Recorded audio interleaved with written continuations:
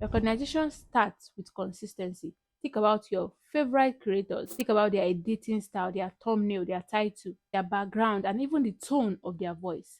Those things are not accidental. You need to choose one or two elements that you need to keep doing in all of your video. It could be the way you talk, the tone at which you talk. It could be the music that you use. It could be your background setup, and it could be a specific filter that you use. The goal here is to train your audience so that when they see your video, they instantly know it is you. Think about Mr. Beast. Whenever he starts his video, he starts with a challenge or an extreme feat that someone needs to do. That is an element. That is a format. The tone at which he talk in a fast-paced tone. That is another element that he uses to make sure that everybody knows that is him. His thumbnail is always very bright and has this extreme look to it. You see someone doing something extreme or something extreme going on in the thumbnail, and it is very bright. There's this construct to it.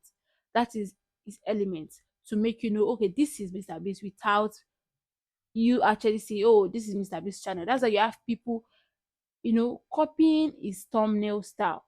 And you see those videos having clicks because people will have clicked on the video before they realize that, oh, this is not Mr. Beast. This is just someone copying his format or copying his exact thumbnail. Take for instance Kebilame. I don't know if I'm pronouncing it right. The element of his video is him not talking. You hear silence, and then there's this demonstration, this mime going on. That's a way to know this video is done by him, or this video someone is mimicking him. You get what I'm saying? There's this connection, there's this link. People used to know who the creator is without actually seeing their name. So for you, you can always start with hi guys, or hi family, or hey my friend, or hi besties. You get what I'm saying?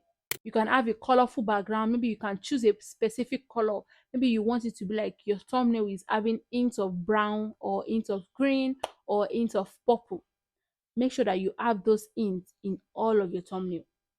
Maybe it is the way you talk. You talk in a very calm manner, or you talk in a very energetic manner. This is something you need to note and make sure you are doing in all of your videos so you stay recognizable amongst viewers on whatever platform you are in. The number 2 point is visual branding. Visuals is one of the greatest way to stand out. You just need consistency. You need what? Consistency. Think about Ali Abdal. His thumbnail uses clean font, soft colors, and a face center photo. Or you look at Aproko Doctor, you see the thumbnail, there's this clean graphics, green branding, there's this green touch, and it's calm, informative way of passing health relating content. Or any of your favorite content creators, look at something that is specific to them. When you look at Adeife, you see that she shuffles between 5 to 4 photos for a thumbnail, and it is always the same background, the same font, and the same gesture. When you look at it, there's this, okay, I like what I'm seeing. There's this visual branding that you are noticing as you are scrolling through a video without even clicking, just the thumbnail. There's this visual branding already. It happens for majority of your favorite big content creator that knows what they are doing and knows that, okay, visual branding is very important to stay recognizable on YouTube or whatever platform they are on. So for you, you could use one bold color for your thumbnail. It could be green, like I said, it could be black, it could be red, it could be yellow, it could be any color that you feel okay you can be consistent with. You can also add your subtitle in a specific way. Maybe you want it above or by the side like a box, or below or by this side, or the midpoint of your video, anywhere or anyhow you want your thumbnail to be like. Or if it's that you like adding memes to your video, there are some people that they are so good with it. They will make a video and then there's this meme that follows and it's always very funny. Those kind of videos are videos people like watching because you don't get bored, especially when it's the sit down videos. There's something to make you laugh in between. If that is what you want to be doing, you can go into it. That's a visual branding. When people see videos like that, they think about you, they remember you. Ask yourself this question: if my name was covered, will people still know this video is from me? The next point to note is your signature element. You need to have a signature element that it is known to just you. People hear that, they connect it automatically to you. You have different artists. like musicians, they have a signature beat or sound to their brand. We have comedians, Mark Angel comedy. When you watch Mark Angel comedy, Emanuela or Blessing will say something very funny. Those are the elements. Without that, people will be like, oh, what's going on? What's going on? This, I was expecting this, I was expecting that. Do you get what I'm saying? And that's how some um artists or some creators get people to talk or get people to engage with their content when they don't show things they would normally show in their content. Maybe they not show someone they normally show or that people are used to seeing them with. They don't show such person. People want to comment and be like, what's going on? Where is this person? Or why don't you do this? Or why don't you do that? Are you fine? Do you get what I'm saying? They know already, and that's why you also have to have something like that. If it's that you are used to, using cuts and this transition and you are good at it, use it for your videos. When you don't use it, you see people be like, oh, what's going on? I was expecting this, I did not get this. It is because you've tailored their brain to get used to something like that, to get used to seeing that and relating it to you. The next point is emotional connection.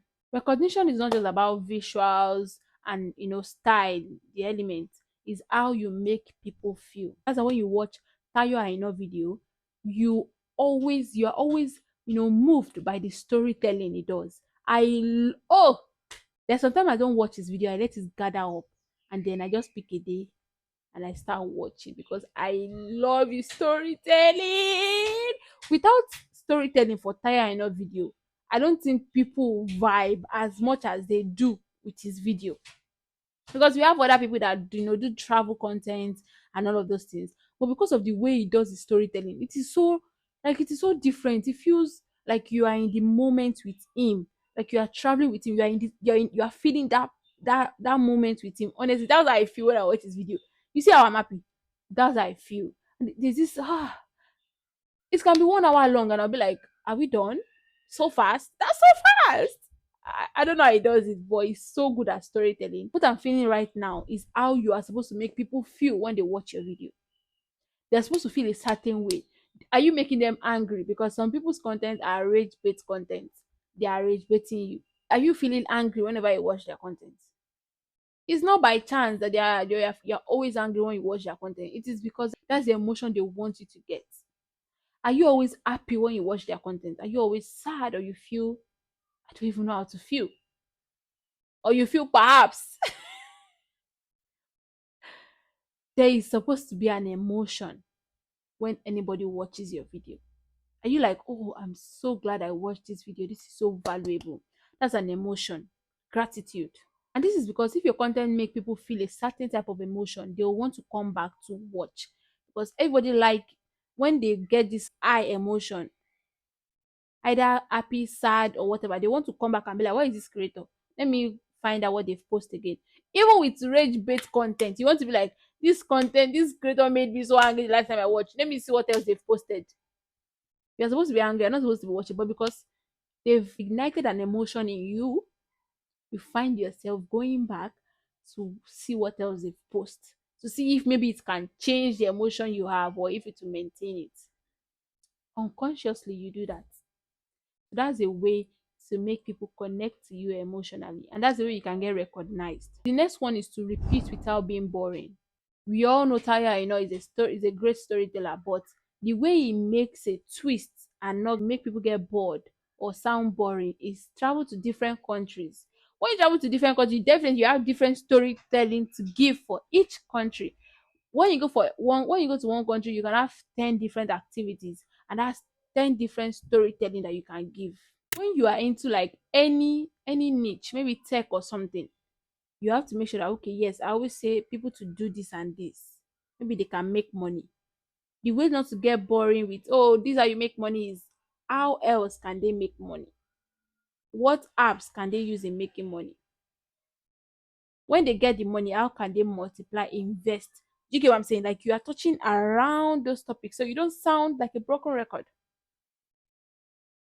I get what I'm saying. So all of this work hand in hand to make you recognizable all over, you know, all over the social media platform that you are in. So if you want your content to be instantly recognizable, focus on this: consistent style, a signature element, and an emotional experience that you create. That is how you can stand out amongst your peers.